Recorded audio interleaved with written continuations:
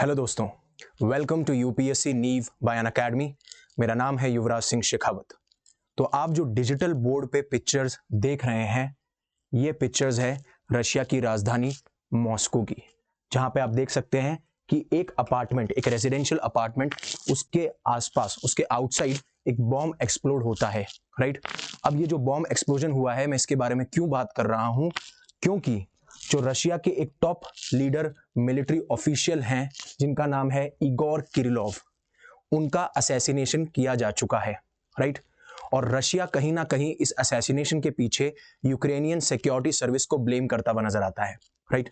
But अब जो Ukraine की सिक्योरिटी सर्विसेज है, उन्होंने इसकी रिस्पॉन्सिबिलिटी भी ले ली है। तो सबसे बड़ा मुद्दा यह है कि असैसिनेशन जो है, चाहे मिलिट्री फिगर्स के हों या पॉलिटिकल लीडर्स के हों, वो आम बात रही है जब से रशिया यूक्रेन की वॉर, आपको पता है, 2022 से चली आ रही है और ये तीसरा साल चल रहा है इस वॉर का।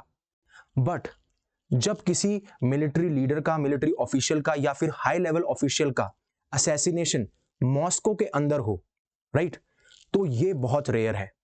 और अभी एक हफ्ता भी नहीं हुआ था कि एक रशियन वेपन एक्सपर्ट है, उनको भी उनके घर के बाहर मार गिराया था, उनको भी असैसिनेशन हुआ था। और एक हफ्ते से कम के टाइम पे भी जो इगोर किरिलोव है, उनको भी मार गिराया है अपने ही असिस्टेंट के साथ में।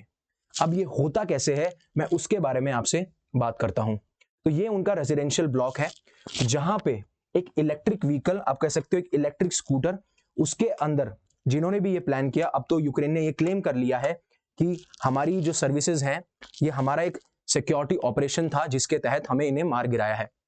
राइट। तो ये बात करते हुए रहते हैं। तो इसमें क्या किया जाता है, इसमें एक्सप्लोजिव को फिट किया जाता है एंड देन यहां पे जो एक्सप्लोजन होता है उसकी वजह से उनकी मौत हो जाती है, मतलब उनको असैसिनेशन किया जाता है उनके असिस्टेंट के साथ में भी। राइट। अब इंपॉर्टेंट बात यह है कि ये इगोर किरिलोव है कौन, साथ साथ में इसका रशिया पे क्या इंपैक्ट आएगा, यूक्रेन क्या सिग्नल देना चाहता है और ये किस तरीके से एक सिंबॉलिक इवेंट है, साथ साथ में क्यों ये इगोर किरिलोव जो हैं वो बहुत इंपॉर्टेंट ऑफिशियल है रशिया के लिए और क्यों ये कंट्रोवर्सी से घिरे हुए रहे हैं। और मैं आपको ये एक बात बता दूं कि इगोर किरिलोव जो हैं उनको जो है जो रशिया के केमिकल वेपन चीफ के तौर पर भी माना जाता है कि जो आपका nuclear, biological, chemical defence troops हैं उनके हेड भी रहे हैं। साथ साथ में इन्हें माउथ पीस भी कहा जाता है। माउथ पीस का मतलब ये गवर्नमेंट के बिहाफ पे काफी बार गवर्नमेंट के जो स्टांस हैं उनको, उनके बारे में बात करते हुए नजर आए हैं और क्लियरली उस स्टांस को प्रोपगेट करते हुए नजर आए हैं। इसलिए मैं यहाँ पे माउथ पीस की बात कर रहा हूं। अब मैं डिस्कस कर चुका हूं कि इनकी डेथ कैसे हुई। एक एक्सप्लोजन हुआ रेजिडेंशियल अपार्टमेंट के बाहर जहां पे रहते थे और उस वजह से इनकी और इनकी असिस्टेंट की मौत हो जाती है और रशिया ब्लेम करता है यूक्रेनियन सिक्योरिटी फोर्सेस को। और उसके बाद में जो यूक्रेनियन सिक्योरिटी फोर्सेस है वो स्पेशल ऑपरेशन के तहत इन्हें, क्योंकि वॉर क्रिमिनल माना जाता है, इनका असैसिनेशन कर देती है।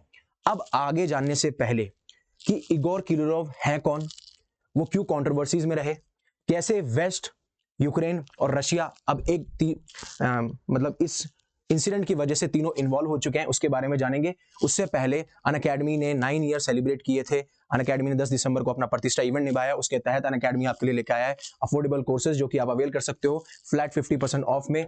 अगर आप 9 मंथ्स का एक्सटेंशन लेते हो तो आपको 9 मंथ्स का एक्सटेंशन फ्री मिलेगा। Same goes for 12 months, same goes for 18 months. Right. और आपके पास में, आप ये ऑफर आज खत्म होने वाला है तो आप अनअकैडमी ऐप पे जाइए और आपको एक ऐसा व्हील दिखेगा, उसको स्पिन करना है। आप मेंटरशिप, स्मार्टफोन, स्मार्ट वॉचेस, बहुत सारी चीजें जीत सकते हैं। तो प्लीज अपने आप को एनरोल और रजिस्टर करवाइए।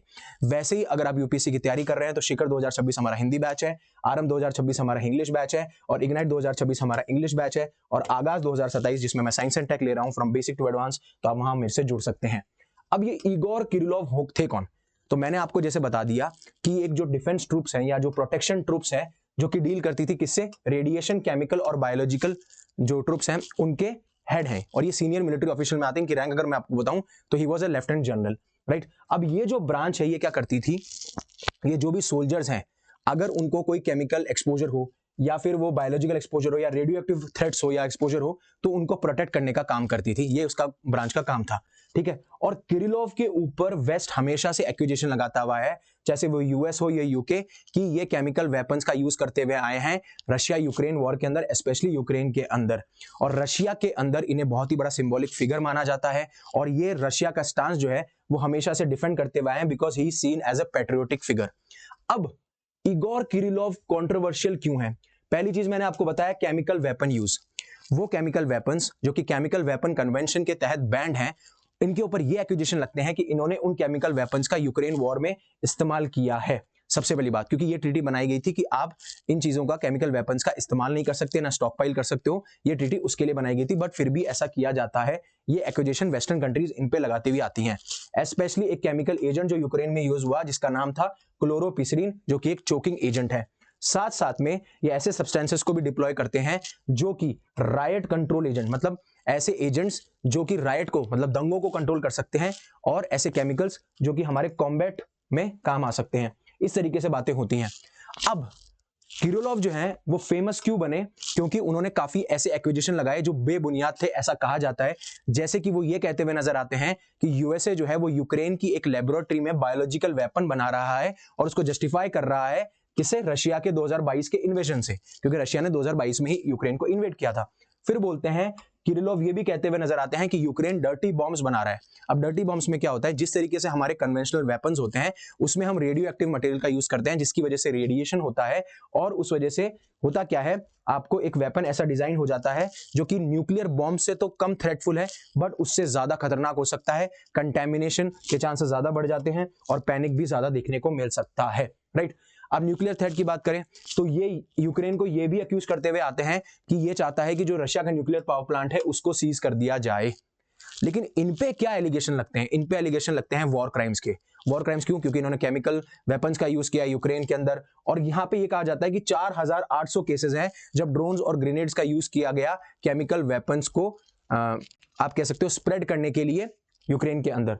ये सारी चीजें हमें देखने को मिलती हैं।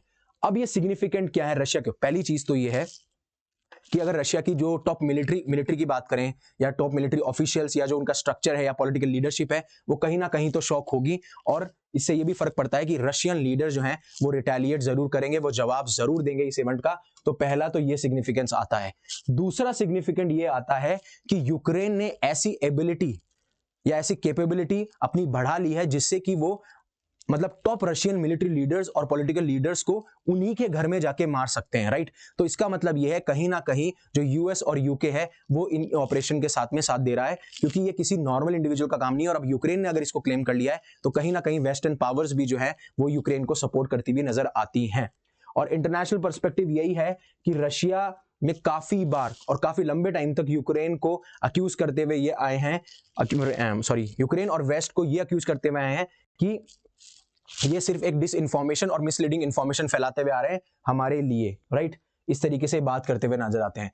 तो जैसे मैंने बोला कि इगोर किरिलोव की डेथ ने ट्रिगर कर दिया है एक और साइकिल रशिया और यूक्रेन की वॉर में, जिसमें कि यूक्रेन ने जब से रिस्पॉन्सिबिलिटी ली है तो आप ये क्या बोल सकते हैं, आप प्रेडिक्ट कर सकते हैं कि रशिया जो है इस चीज से ट्रिगर हुआ होगा और वो पूरी तरीके से रिटेलिएट करेगा। यूक्रेन की कैपेबिलिटीज दर्शाता है कि किस तरीके से वो रशिया के अंदर जाके टॉप मिलिट्री ऑफिशियल्स और लीडर्स को किल कर सकते हैं, और उन्होंने उनको मारा जस्टिफाई करने के सीन में कि he was accused of war crimes. और रशिया के लिए भी कंसर्न है जिस तरीके से यूक्रेन की एबिलिटी बढ़ती जा रही है और वेस्टर्न नेशन उसको सपोर्ट कर रहे हैं, और इस वजह से जो अंदर की इंस्टेबिलिटी है, मतलब जो आपका पॉलिटिकल स्टेबिलिटी है जो, और मिलिट्री स्टेबिलिटी है, वो कहीं ना कहीं आपकी इनस्टेबल हो सकती है।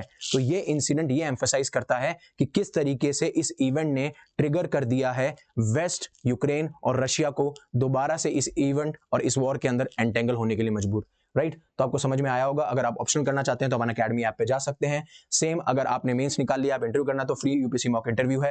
And thank you very much for listening to me, really thank you very much for listening to me, giving me your precious time, है ना। Thank you very much. Stay safe, stay happy, शब खैर।